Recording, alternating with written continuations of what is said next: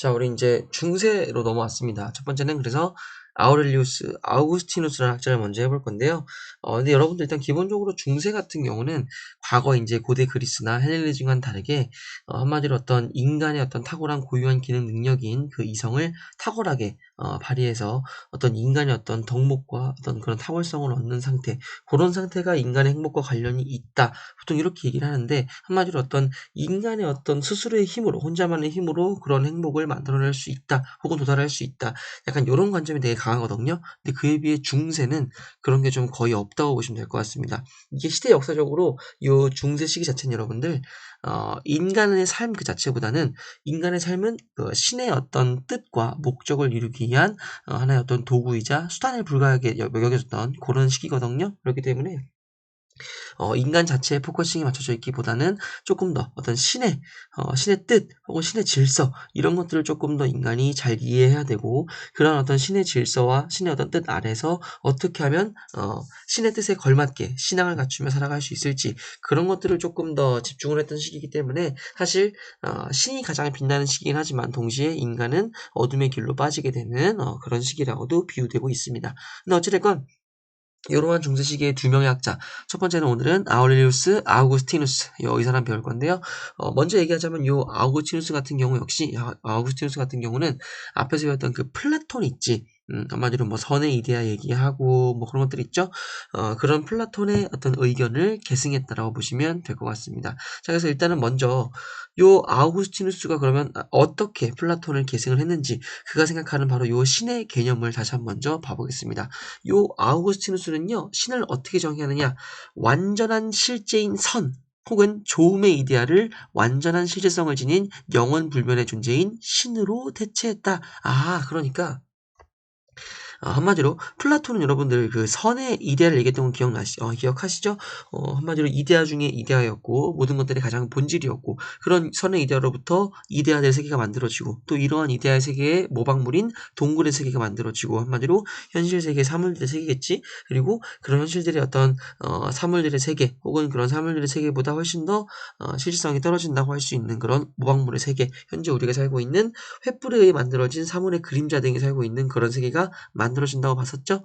근데 이러한 플라톤의 개념을 있는 그대로 수용하는 겁니다. 단 어떻게? 조금 더 종교적 관점에서, 즉 기독교 천주교적 관점에서 이걸 조금 더 계승을 한다는 겁니다. 자, 그래서 이때 플라톤이 얘기하는 그 선의 이데아를 기독교 혹은 천주교의 절대적인 신이다라고 등호 표시를 등치 표시를 해주는 거예요. 그럼 그런 선의 이데아로부터 나오고 만들어지게 된 이데아들로 구성되어 있는 이데아의 세계는요, 바로 신이 만들어낸 어떤 신의 세계가 된다는 겁니다. 근데 이 아거스티누스 같은 경우는 이런 신의 세계와 인간의 세계가 철저하게 분리되어 있다고 보거든요. 그래서 그런 이데아의 세계로부터 그런 이데아의 세계의 모방물인 동굴의 세계가 만들어지듯이 플라톤의 이야기대로 아우구스티누스 역시도 그러한 신의 세계를 모방해서 만들어진 인간의 세계가 있다라고 생각을 합니다.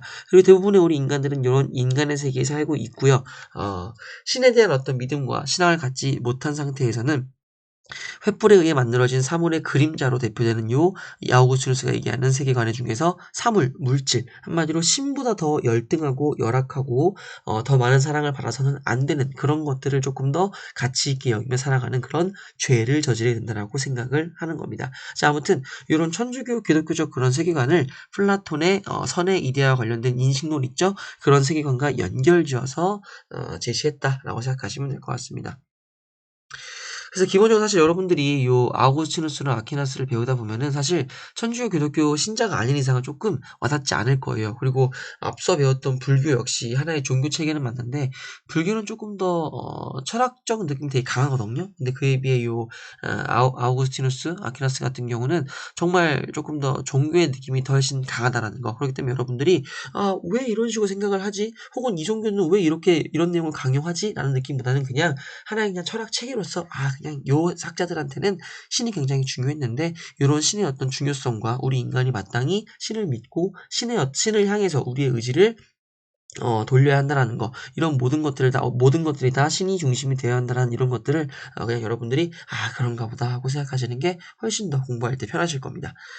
의외로 내용 자체는 어렵진 않은데 그런 믿음과 혹은 자기의 신념과 맞지 않다는 점에서 이런 것들을 조금 어려워하는 경우가 가끔 있어가지고 조금 조언을 해드려요. 자, 그다음 두 번째. 근데 요러한 아우구스티누스가 생각하는 요 신은요, 세상의 모든 존재를 창조한 존재가 맞거든요. 마치 플라톤이 얘기한 그 선의 이데아로부터 모든 이데아들이 나타나게 되고 그러한 이데아의 모방물들인 현실 세계의 사물들이 만들어지는 것처럼 그런 모든 존재들의 근원이 요 선의 이데아였던 것처럼 신 역시 자기가 창조한 모든 세계의 가장 근원이자 뿌리입니다. 근데 문제는 악은 창조하지 않았다라는 내용이 나오게 되거든요. 이게 왜 그런 거냐면요. 자, 어찌됐건 요 플라톤의 어떤 그 이데아 이론을 이렇게 이제 그대로 차용을 해왔는데 이런 아우구스티누스의 입장에서 만약에 어떤 악한 것들이 신으로부터 나왔다고 한다면 일단 그럼 신은 그런 악한 본성을 가지고 있어야 논리적으로 말해야 되지 않겠니? 예를 들어서 우리 엄마 아빠 생각을 해보자고. 선생님도 되게 엄마 아빠가 닮아 있거든. 엄마 아빠 둘 다 쌍꺼풀 없으시고, 그다음에 약간 아빠가 되게 목 두꺼우시고, 엄마가 되게 목소리가 좀 높으시고, 노래 잘하시고. 근데 이런 특성들은 선생님이 다 받았단 말이야. 근데 만약에 우리 엄마 아빠한테 없는 특성을 내가 받았어. 그럼 그건 뭐지? 좀 내용이 이상하게 흘러가는데. 아무튼 뭐 어쨌든 간에 그 신이 가지고 있지 않은 속성을 가지고 태어나는 어떤 신의 만들어낸 피조물들은 존재할 수 없다는 겁니다. 그러니까 이걸 달리 얘기하면 신이 만들어낸 모든 그 피조물들은요, 반드시 그 신의 속성을 물론 완벽하게 갖고 있을 수는 없다 하더라도 신이 갖고 있는 그런 속성을 어느 정도는 갖고 있어야 한다는 거예요. 즉 신이 갖고 있지 않은 속성은 가질 수가 없다는 겁니다. 그런데 만약에 어떤 악한 것들이 신으로부터 나왔다. 이 말은 뭐겠어?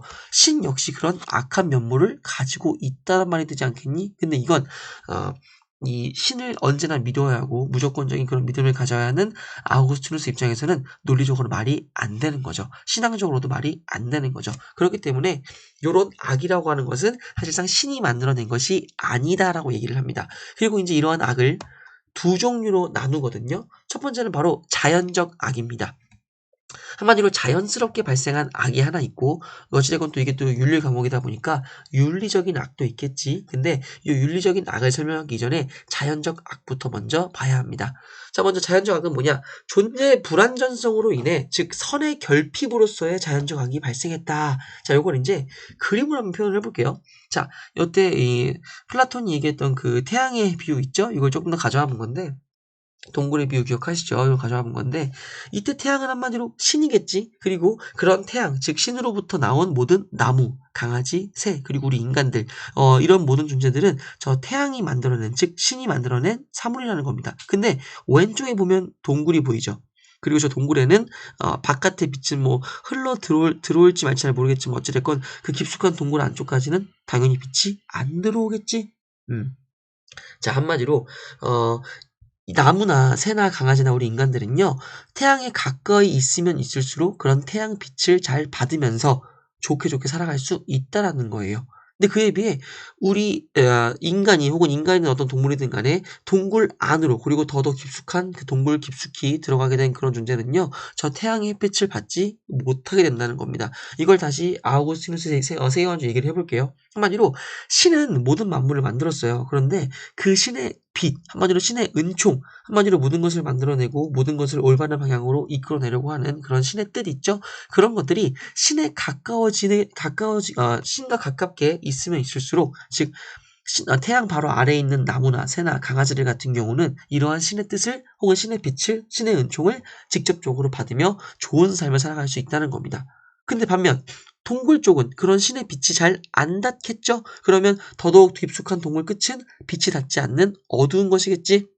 그런데 어찌됐건 그 동굴의 어두운 부분은 애초에 그냥 좀 태어날 때부터 혹은 생겨날 때부터 어두운 것이 아니라 그냥 빛이 닿지 않는다는 의미에서 그러한 의미에서 빛이 결여된 것이겠지? 자, 그러한 의미에서 이때 동굴은 바로 자연적 악이라고 비유될 수 있는 겁니다.